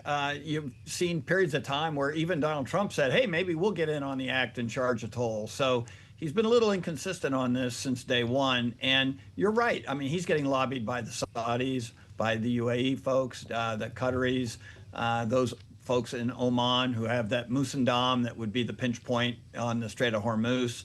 And really, there has never really been a real articulation of administration policy is to how ultimately the strait gets reopened and how ultimately it remains an open international body of water and not overtaken by Iran's economic interests, not even to mention their security interests. So it's right now a bit of a ping pong ball bouncing back and forth all over the GCC. And where that ball stops right now, I'd say nobody knows. Well, nobody knows, and it doesn't seem Congress is going to be in the know on this either. They have been left with a lot of questions to this point, Kristen. We hear that consistently on this program. As the president mulls his options here, as openly he's considering what he calls a, quote, big hit on Iran to try to get them to come to the negotiating table or to acquiesce in a more meaningful way. I wonder how you think it factors into the calculus, what response might come from Congress if he were to choose that action, because his argument to them was the clock is no longer running on war powers because the kinetic part of this conflict is actually over. If it restarts, do you think something materially changes with even Republican majorities on the Hill? I mean, I think that there are a lot of considerations here. I think a lot of the members and the public, but the members are frustrated with the lack of clarity on the direction of the White House and the president. It's certainly a ping pong. He's been going back and forth, and I think that you'll see frustrations continue to grow, not just with the fact that members on both sides of the aisle believe that they have a role to play here, and the president and the White House using semantics in some ways to describe what this actually is to get around Congress. But you will see frustrations. There's also the political calculation. I think that a lot of these members, particularly in the House, the ones that have to run every 2 years, are facing re-election, and there's an electorate that is not happy with being involved in a conflict like this, particularly when the president said that he wouldn't get involved in this manner when he was running for office. So I think that there's a lot that these members are going to have to consider, and it could change how they are operating. Rick, one of the headlines that crossed when President Trump was addressing reporters in the Oval Office earlier was that gasoline prices will drop once Iran ends. He's repeatedly said that this is going to be a short-term disruption. I'm wondering, from your expertise when it comes to political messaging, how the White House should be messaging around this deal when you hear the president say that he is trying to prioritize making sure that Iran doesn't get a nuclear weapon. Yeah, this is the classic, Gretzky rule. You want to be where the puck is going, not where the puck is. And so as he's talking about trying to make people feel better about $5 gas, what he's really wants to focus on is, September, October, the first week of November, where gas price is going to be. And by everybody's estimation that I've seen, it's going to still be elevated, maybe not as high as it is today, but all that depends upon what happens in the Gulf. And so I think I would be starting to create an expectation, to consumers that, we're in for a bit of a ride, and that this is part of our patriotism, and that this is okay to sacrifice for, a greater good and opening of the strait and stopping, terrorists from having nuclear weapons. I mean, at some point, he's going to have to create, at least he should, some kind of buy-in with the American public on this war. He can't just say, hey, we're taking care of it, don't worry, none of this will affect you. And a mistake that previous presidents have made, and George Bush made this himself after 9/11, he said everybody needs to just go back and start shopping in malls. And what he probably should have been saying is, we all have to start making some sacrifices to keep our country safe. Donald Trump could take a page out of that book. Well, on this notion of buy-in, Kristen, we're about 3 months into this thing now. Is the time for buy-in past? I mean, I think that Rick's exactly right, setting expectations, but, what are those? And, I think in a lot of ways, the messaging war is well underway. You've had a number of different of the primaries, which the president has been actively involved in, motivating his base. And that's very different, though, than a general election. So I think in a lot of ways, a lot of money is going to be spent on both sides, but we're kind of down the line here. That said, 3 months is an eternity. in politics, and a lot of people will start paying attention. I just don't think that the American public is going to shift and move that quickly on something like a war overseas. We have some breaking news crossing the terminal as we speak. The Senate will leave for recess without a budget vote, according to Republican senators addressing reporters on Capitol Hill. Rick, we had been waiting for this reconciliation package to come up for a vote, but it appears that it could have been derailed by some of the tricky provisions that might have been attached to it, including money for an anti-weaponization fund that President Trump has been seeking. I'm wondering what your reaction is to this news. Is this going to hurt Republicans' priorities when we know that so far it's been tied to trying to get this funding done when it comes to the immigration agenda? Yeah, as we know, Donald Trump said, I want this package on my desk by June. And there's no chance that that's now going to happen with the Senate leaving. And look, some of it is the art of the legislative. I mean, the parliamentarian ruled that they could not include the Secret Service funds in this package. And so the staff's been trying to figure out how to work around that. This is very artful work by professional staffers who are, very good at trying to find workarounds. But, the clock ran out, and this Congress has not shown a willingness to stay in and work hard over weekends. And so it doesn't shock me a bit that they wouldn't want to take any hard calls, especially on issues that they know are unpopular. If this were something that the American public was going to applaud, they'd stick around and get it done. But in this case, the headlines isn't about immigration and stopping bad people. Yeah. It's about basements and payouts. Well, as Rick alludes to the hard work here, Kristen, it's not going to get any easier with the passage of a few more days when they come back from the Memorial Day recess, is it? I mean, aren't they going to be faced with the same challenges, the same politically difficult votes around either the weaponization fund or the ballroom that Republican senators are still going to have to contend with? Yeah, I mean, same difficult decisions, same issues. I'll just say that, in talking with my friends over in the Senate earlier today, jet fumes are strong. That's what they kept saying. These members wanted to get out of town. They had plans. And I think Rick's right. These are very difficult issues. And so it's not surprising at all that they would punt over the holiday weekend and try to deal with them when they come back. There's also work when members leave town. As a former staffer myself, a lot of work can get done on the staff level when members are not there to muck things up for you. So, that might be part of the calculus, too, that some of this work needs to be done at the staff level behind the scenes. So hopefully they will move the ball forward before they actually come back into town and vote. All right, our political panel today, Rick Davis, partner at Stonecourt Capital and a Bloomberg Politics contributor, alongside Kristen Hawn, partner at ROKK Solutions and a Democratic strategist. Thank you both. Again, this breaking headline, Kailey Leinz, Senate's leaving town without a vote on that reconciliation package. Yeah, and we'll get real-time reaction from a Republican senator on Capitol Hill. Shelley Capito of West Virginia is going to join us next, so don't miss that conversation here on Balance of Power on Bloomberg TV and radio.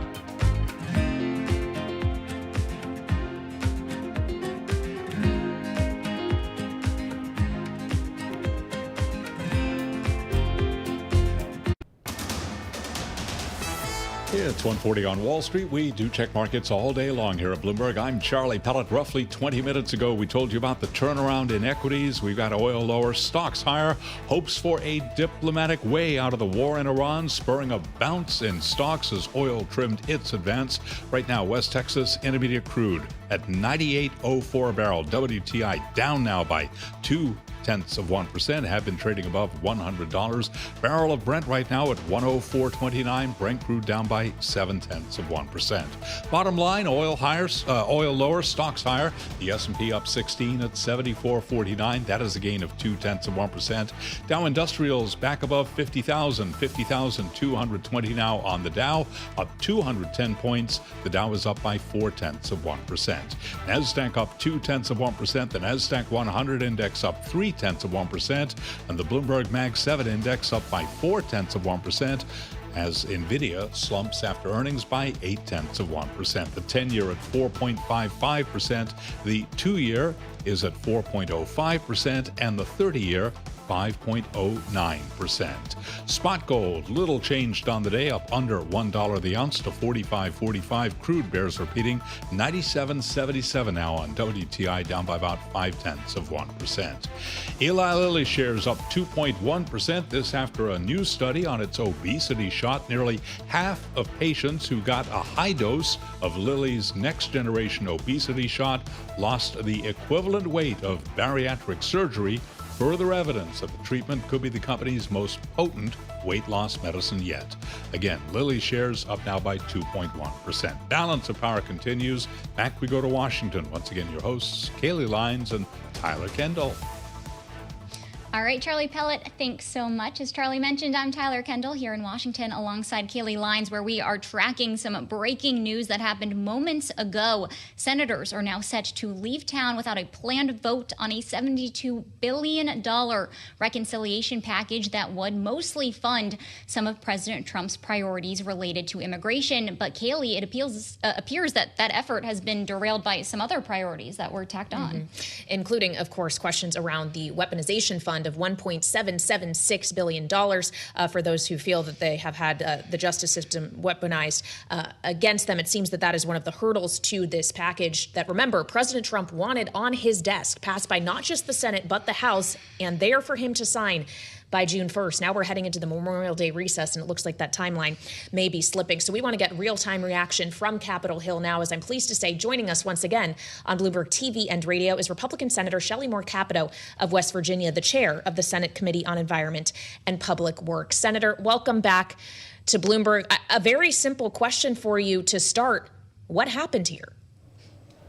Well, I think the $72 billion in reconciliation that covers the law enforcement, the border security, ICE, the original mission of this bill is something that's exceedingly significant. And it's too bad we're going to have to leave home here and go back home before those issues. You know, the Democrats just did not want to fund our law enforcement agents. And so, but on top of that, the president put some more priorities on there, the weaponization fund and other things, and it just became much more complicated. A lot of questions about what is this fund, who decides, who's eligible, how did it come about, why are we hearing about this now?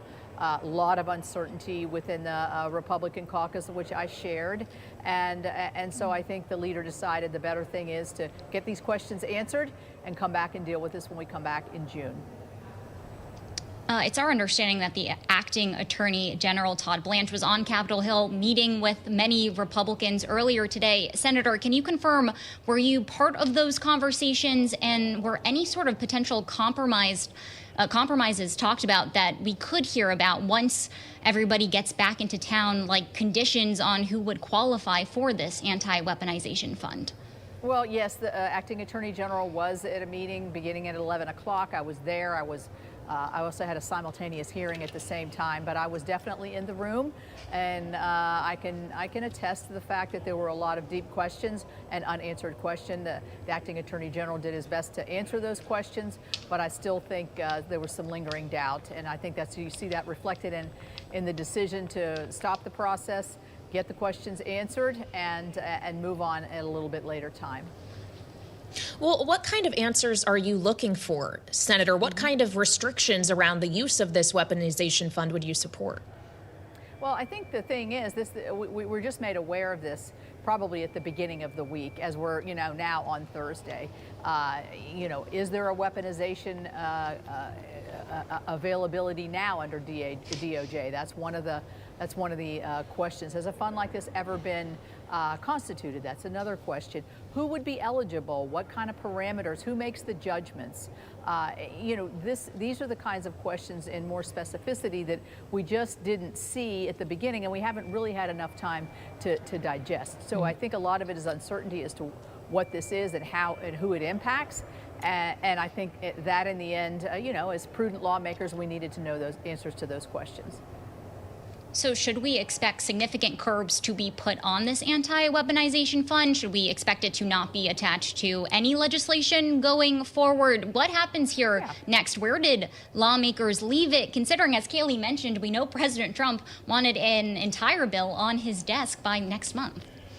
Well, I mean, the way I would look at it is the most important thing that the president wants is he wants his law enforcement entities under Homeland Security funded through the rest of his term. We know the Democrats will absolutely not fund our Border Patrol agents, which, by the way, now the border is pretty much sealed off. They will not fund ICE. And these are critical entities in terms of preserving and keeping security here domestically. I think that's the core of what we need to address first, and that's what the president wanted on his desk. And we could have probably gotten it there had we not had some extra things added that we just had questions about. So I don't know where this goes. I don't know that anybody really knows. I don't know that it can be tightened enough to satisfy enough people. I'm sort of in the category of I need to learn more here before I can make that decision. Also, there were questions about the extra money for the ballroom edition. What is that going to be spent for? What really the core Secret Service mission is. The parliamentarian you saw knocked a lot of that out, which created some questions as well. That was just at the beginning of the week. And so I think if you add all of these things together, we're going to lose that core mission, which is funding Homeland Security, which is what we really need to do. And maybe we come back with just that, or maybe we come back with a much more narrow focus on some of the other things. Senator, we do want to talk to you about other issues as well, but would you be able to confirm that the Justice Department told Republican senators that you too could be eligible for these payouts? What was the messaging around that? I didn't hear that in the meeting when I was there. As I explained, I wasn't there the entire time. I did want to quickly mention the parliamentarian, since you brought up the Senate parliamentarian, Elizabeth McDonough, who has taken out some parts of the priorities when it comes to what actually would fit into a reconciliation package. President Trump has called for firing the parliamentarian. Is that something that you think that this Senate would get on board with? No, I don't. I don't think that the Senate has a will to or a desire to fire the parliamentarian Elizabeth McDonough. She's a professional who's served under both Republican and Democrat leadership. And this always happens in reconciliation, that certain things don't make it all the way through because of jurisdictional issues, because of financial issues. It could be a whole myriad of reasons. And that's why we have a parliamentarian to be able to objectively look at these things. So it's not unusual for things to come out. Normally, you would reshape them and reform them, and then we were in the process of doing that on some of the things that the ballroom issue and things like that. So no, I don't believe anybody wants to fire the parliamentarian. I don't think that would be. I don't think that would be the direction that we would want to go. Well, Senator, clearly the president hasn't been too happy with the parliamentarians' rulings. He also hasn't been adequately happy, it seems, with two of your colleagues, Senator Bill Cassidy, fresh off of losing his primary to a Trump-backed challenger, or not making the runoff that includes a Trump-backed challenger, failing to endorse your colleague John Cornyn in his re-election race and runoff in Texas. Has he made it harder on himself to even get enough votes for a partisan process like reconciliation? I think time will tell whether those members that the president has not endorsed and actually worked against in Bill Cassidy's case. I think it remains to be seen what kind of posture they're going to take. They're both extremely good friends of mine and great gentlemen and have served our country very well. And I think Senator Cornyn's going to win next week, so I think we'll have him back. I wanted to follow up on one thing that you mentioned related to the ballroom. Clearly posed an issue when it comes to this reconciliation package. Can you give us any insight into whether or not there were agreements that that number would be shrunk from that $1 billion figure? How should we be watching that particular issue? Because we heard President Trump in the Oval Office earlier today really saying how this is critical when it comes to security, since a lot of that funding would go towards Secret Service and securing the ballroom rather than construction of the ballroom. Well, I think, do I think it will shrink? I think in all likelihood, yes. I think that was the direction that we see it headed, and that's also the direction that would probably help us in terms of getting this through the parliamentarians' rulings and judgments. I think we need to look at this as this is Homeland Security, it is Secret Service, so what do they need? More technology, more training, more fortifications for that facility, safety, maybe they're building skiffs and other things. So, I mean, I think the number would be quite robust in any event, but I'm not sure that it would be as expansive and large as what the president has asked for, but that's, again, is not unusual. Many times the president and presidents all throughout the history have asked for certain things that the Congress then uses our will to make those decisions. Yep, it all comes down to the appropriations process ultimately. Right. And you, of course, Senator, sit on the Appropriations Committee. The equivalent committee in the House, obviously led by Congressman Tom Cole. We got some interesting comments from Chairman Cole about the funding still available to the Pentagon to continue on with our operations in the Middle East. He suggested that could run out in a matter of months. And I wonder how quickly you need to have a supplemental funding request in hand to avoid the scenario of the Pentagon running out of funds to continue this, assuming that a deal is not reached in time. Right. We do need a supplemental request from the White House. They've signaled that they are going to be putting that forward to the Congress. I think what I'm reading is that the Secretary or the Army and Navy are looking at curtailing certain training missions. I mean, we're in a precarious time here right now where we're utilizing a lot of our forces in a lot of different ways. So training is exceedingly important, along with technologies and ballistics and missiles and all these things that we are using daily. This is an important request that we want the president to come forward with on the supplemental, and then we can then look at the appropriations process to see how big a number. I personally think we need to fortify our Department of War, and we need to fortify our troops, and that would mean bumping that number significantly, but having a supplemental in front of it would help us determine what that figure would be. The war in Iran, of course, bumping up consumer retail gas prices. The average in West Virginia today, $4.50. I'm wondering if you could give us any update on where President Trump's push for a suspension, or a temporary suspension, rather, of the federal gas tax stands, and if there's anything else that Congress could do that could help Americans when it comes to facing these higher fuel costs. Well, this is a real issue. I'm from rural America, rural West Virginia. We travel far to go to the grocery store, to go to school, to go to church, to visit your relatives. We're in our cars a lot, and because of those hills, we're expending a lot of gasoline. And so this hits many people, the ones who can least afford it the most. And so I hear a lot of complaints. I hear a lot of calls into the office, really feeling the strain of high gas. What can we do? Well, first of all, I think the president is working to do this, and that's to bring this conflict to an end, open up the Straits of Hormuz, and then let global oil be flowing. I think that's number one. It has to be the right decision. It has to be the right agreement for the president. I understand that and fully agree with him, but I think expeditiously that's the best thing we can do. I think we can also work on holding the price down of other things like housing, mortgage rates are still way too high. The cost of food, which also is reliant on gas because you use diesel and fertilizer and everything else to grow food. So this is an issue that I think really hits at election time, but it hits everybody right now. We're going into the summer travel season. All right, Senator Shelley Moore Capito, Republican from West Virginia and chair of the Senate Committee on Environment and Public Works. Thanks so much for joining us here on Bloomberg Television and Radio on the heels of this breaking news that the Senate is set to leave town without a vote on that reconciliation package. Kailey, it comes after we saw the acting Attorney General Todd Blanche on Capitol Hill trying to sell lawmakers on this package. Yeah, it seems he had some difficulty selling senators, including, it seems, Senator Capito, who says some of her questions still remain unanswered. So we will continue to follow this story and follow the turnaround in the markets as well. We're at session highs on stocks, oil prices, session lows. We'll have more on the late edition of Balance of Power here on Bloomberg.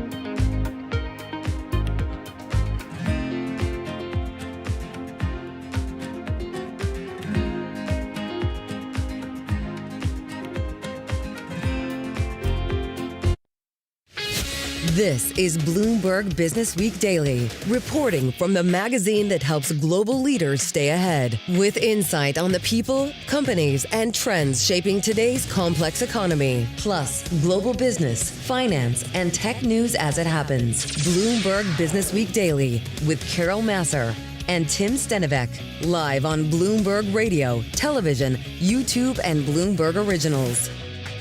A very good afternoon, everyone. Live on Bloomberg TV Radio, streaming on YouTube and Bloomberg Originals. It is Bloomberg Business Week Daily. I'm Tim Stenivek. That is Emily Griffeo from the Bloomberg News credit team. She is in once again for Carol Massar. And Emily, we're seeing a little bit of buying in the S&P 500 today. We're going to have more from Charlie Pellet in just a second, but the S&P up 0.3% on a day where a lot of the focus is out of the latest when it comes to the war in Iran. There's a lot of focus, too, on private companies. So we're not seeing them trade right now, but you are seeing the NASDAQ 100, that tech index, higher today on potentially some excitement about what else is coming into the public equity markets very soon. Yeah, we're going to talk to Nancy Tangler over at Laffer Tangler Investments all about that excitement, the exuberance over a SpaceX IPO, potential OpenAI IPO, and then the latest, our own Mark Gurman reporting just in the last couple of hours that the Aura ring maker is set to file for an IPO soon as well. In addition, I mentioned the Strait of Hormuz. Jenny Welch from our Bloomberg economics team is going to join us to lay out some scenarios for how this war could end, including the possibility of a toll on the strait.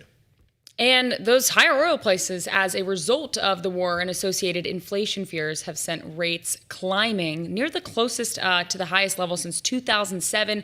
JPMorgan's Jamie Dimon said rates could climb even further. Katie Kaminsky of Alpha Simplex joins us very soon on the bond market. And infrastructure, fair to say, it is really all the rage, especially data centers. We're going to be joined by the CIO of the global infrastructure investment manager, I2 Capital, in just a few minutes. We're going to ask him all about where he is seeing investment and where he is seeing investment excitement.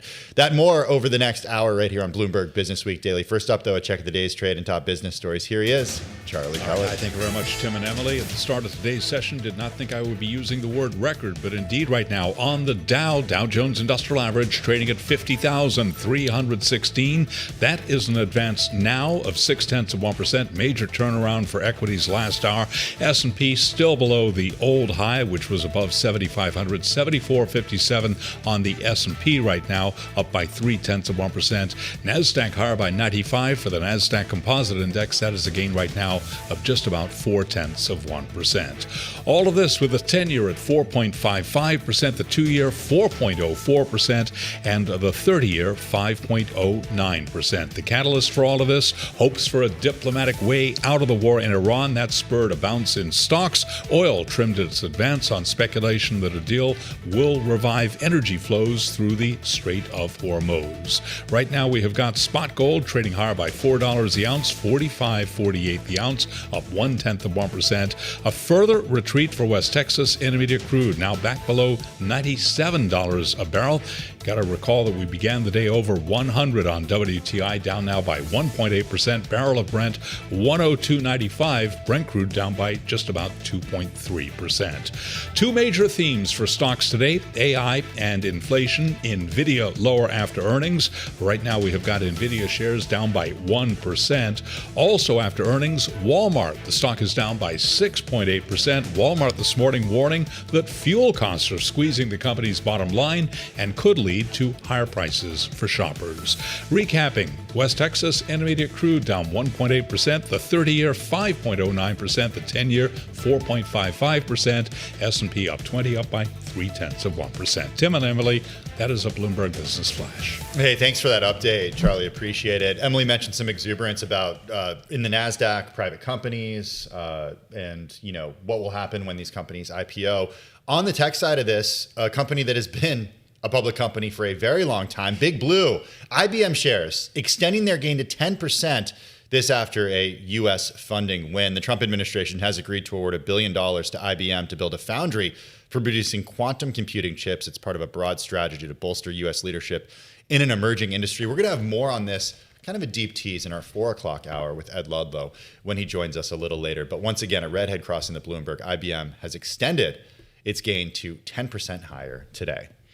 Well, from the equity market to the bond market, because a standoff between the U.S. and Iran over key issues lifted oil prices. Earlier, JPMorgan Chase CEO Jamie Dimon sent a warning to bond investors that interest rates may climb higher from current levels. He spoke to Bloomberg's Haslinda Amin on the sidelines of JPMorgan's annual Global China Summit in Shanghai. The notion that somehow people said they'll never go up is the wrong notion. And so companies like us prepare for higher rates, lower rates, and figure those things can happen. So. The thing is, they're at the highest level in decades. I mean, that is where the surprise could be. I think they could be much higher than they are today. That, of course, was Jamie Dimon of JPMorgan Chase overnight in Shanghai speaking to Bloomberg's Haslinda Alim. Now we're going to pivot to Katie Kaminsky, Chief Research Strategist and Portfolio Manager at Alpha Simplex Group. She joins us from Boston. Let's get your reaction to the head of JPMorgan, because he likes to talk a lot about his macro views. What do you think of what he said about the direction of rates? Well, I have to say that, as somebody who's unbiased in the fixed income market, I'd have to agree that we cannot discount that. The reason for this is, remember, we haven't had inflation and persistent inflation for decades either. And that is really a natural threat to the bond market. And that is exactly what we've seen for the past 2 months. 2 to 3 months almost, where bond stock correlation is positive and bonds are vulnerable with the risk of inflation. How vulnerable are they? And where specifically are they vulnerable? Well, I'd have to say particularly long-term bonds are vulnerable more to inflation, just given the time horizon and the level of uncertainty about the level of inflation. So like what we saw earlier this week at the 30-year. Exactly. And, if you look at and you think about how they've been trading, particularly on days like today, it's any chance that we might reduce some of the inflation uncertainty is generally positive for bonds. And in environments where we think that the inflation uncertainty could be higher, we see bonds selling off even further. Katie, what's your view on just how, helpful a potential end to the war in Iran would be for bringing rates a little bit lower? Well, I think there's a direct link. As soon as you see that there is a resolution, that will reduce some of the uncertainty about how long energy prices will be high and how much damage they can do in terms of increasing inflation. So I think that's just naturally a relief for the bond market. You would have thought something very different coming into a change in the Fed, that we would not be talking about slightly hawkishness. Given, where we are right now, it's definitely a concern. I know, it's really incredible because Warsh was supposed to be very dovish. The Fed was supposed to have this bias to cutting rates, and it's definitely something that President Trump wanted. What do you make now of what we're going to see from the Fed, at least through this year? I mean, what you have to think about is there is really very little chance that you need to cut rates when you have energy prices this high. So my view is this is going to buy Warsh time to kind of navigate that data and figure out the mechanism at which, how severe inflation impact this energy pop has been. And I think it's very different than what people expected, but really, when you get in this scenario where energy prices are this high and headline inflation is this high, it's just really difficult to cut rates, and he probably won't. Hey, Katie, one of the most read stories today on the Bloomberg terminal, it's an opinion column from Bill Dudley, former president of the New York Fed. He's a Bloomberg opinion columnist. The headline is, "Ignore this bond market slump at your own peril." He says there are reasons for deeper concern: the U.S. remaining on an unsustainable fiscal path, concerns about the Fed's independence, the dynamics of higher deficits leading to higher interest rates. You talked a little bit about long-term inflation, but in terms of the points that he brings up, do you agree with all three of those? I have to admit that I do. And I think a lot of people don't realize that we have generically a long bond bias. And that is because most of us have been around in a period where bonds have always been your friend. It's been something that, kind of diversifies equities. If you look through different periods of history where inflation, geopolitical risk, and other issues have been a nascent problem, actually bonds don't behave as well as you would like. And so I think that is something that a lot of people are just going to have to start pondering as a potential concern. How do you square the path of rates with the fact that credit spreads are still near historical tights? And then when you look at the equity market, we just hit a record high at the stock market index level like last week. Where is the fear about persistent inflation, about higher rates playing out in markets? Well, this is a good question because it seems like the market wasn't too concerned, particularly in April. They were trying to see through what was going on in terms of geopolitical risk. But this month, as bonds really started to sell off, equity markets finally started to react. And I think it's because as you start to see interest rates rising, at some point it does cause challenge and structural issues for companies. So I think it's going to be a tight balance of, if rates are higher, how much does that affect growth? At what point does inflation and geopolitical risk start becoming a growth problem, which we haven't seen yet? And so I think that's sort of the next phase that we have to worry about, that it's not just inflation, it's causing growth issues. Well, we're going to have to be sure to get you on before we get to that next phase. Katie Kaminsky, Chief Research Strategist and Portfolio Manager at Alpha Simplex Group. Appreciate your time this afternoon.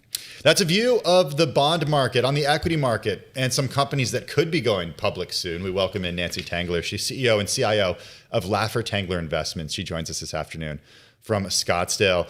Nancy, just after noon on Wall Street time, Mark Gurman reported that the smart ring maker Aura has filed confidentially for an IPO.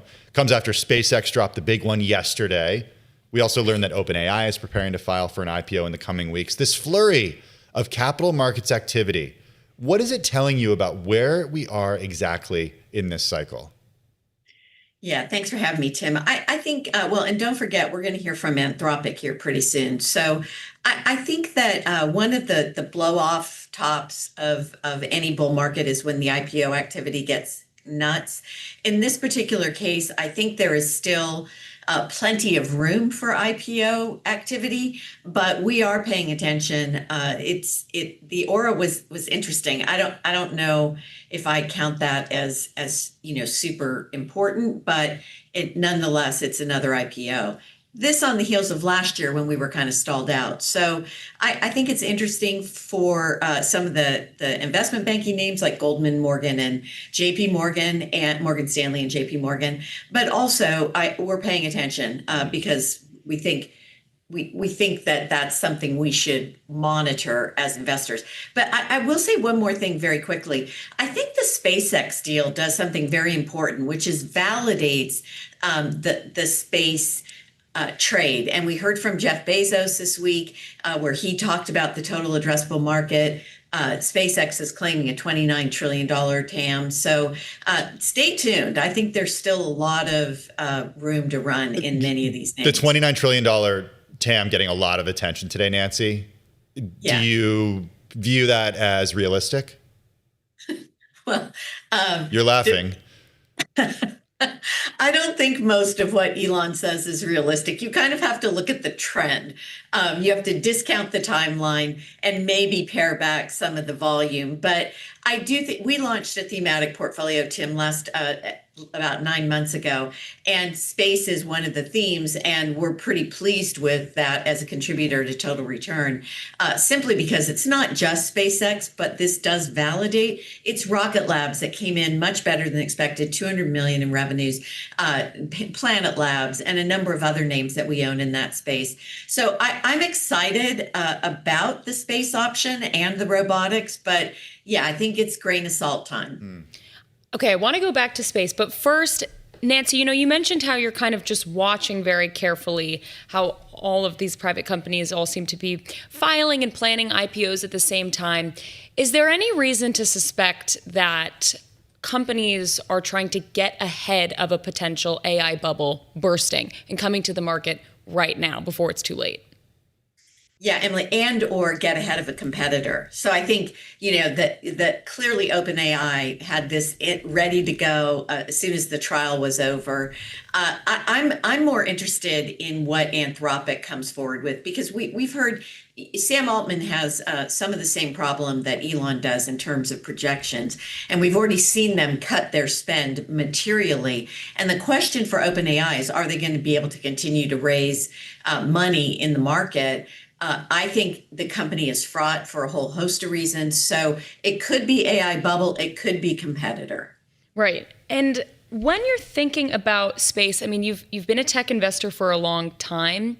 A company like SpaceX, and we can also talk about OpenAI as well, but a company like SpaceX, they're always doing these very volatile projects, rocket launches. How do you see investors in the public market pricing that, like pricing a rocket failure? Is it going to be a very volatile stock? I think it could be, Emily. I mean, I also think that what you're buying in this particular name, I mean, you've got Starlink, you've got XAI, but what you're really buying is Elon's vision. And so, you know, the company has continued to appreciate in value, depending on whose numbers you're using, in spite of rocket launch failures. And let's not forget, they've been able to launch hundreds of rockets and quite effectively. So yeah, that'll be an issue. It'd just be like a major recall on an auto company, but I don't think it derails the story. And I think what Bezos said was super important, simply because you know, he's a competitor. And what he's saying is, you know, it's better to have two in a very important industry like this. So I think we're going to see great things coming out of both, you know, Blue Horizon's Origins and SpaceX. Yeah, I guess the question is about the next, you know, a lot of people would say that SpaceX is much further along with certain parts of their capabilities than Bezos's Blue Origin is. I want to go back to what you said about Anthropic, because you do keep going back to Anthropic as being sort of the next company that we will hear from that's much anticipated when it comes to an IPO. Is it at a big disadvantage if it files and goes public after OpenAI? I kind of think so, Tim. I think it's, you know, it's a matter of bandwidth for investors. And what will happen with the first mover advantage is they'll set the tone for the market, they'll set the tone for valuation, and then you have to come in. Now, in this case, I think Anthropic has most of the cards, so maybe timing is less important, but I would rather be the first to market than the second in this environment. Tell us about those cards that Anthropic has before we let you go. What really stands out as a growth driver for them specifically? Enterprise adoption, Emily. I think they're taking share from OpenAI. I don't hear anyone in my space talk about OpenAI. And unfortunately, Grok is losing share, and it's all going towards Claude and Gemini, but predominantly Claude and Codex. So I think they are the momentum player right now, just as we saw Google with Gemini just a few months back as kind of the momentum player. So it can shift, but they have really captured the attention of serious users of AI. Just 30 seconds. When these companies do go public, how are you going to allocate capital from the portfolios that you manage to them? We were just talking about that just right before I came on. We'll trim back some of the winners, like Planet Labs and Rocket Labs in our portfolio. So yeah, we'll use available holdings, but we aren't going to exit anything. Okay. Nancy Tengler, always good to check in with you. Appreciate you joining us on this Thursday afternoon. Thanks, Steve. Nancy is CEO and CIO over at Laffer Tengler Investments. Hey, coming up next on Bloomberg Business Week Daily, our Bloomberg News team reporting that Iran is in talks with Oman over a permanent toll system in the Strait of Hormuz. Jenny Welch from our Bloomberg Economics team is going to join us with the latest on the Iran war. This on a day where we could see a new record for the Dow, up 0.6% right now, over 50,295. The S&P 500 up close to 0.2%. The NASDAQ Composite up 0.1.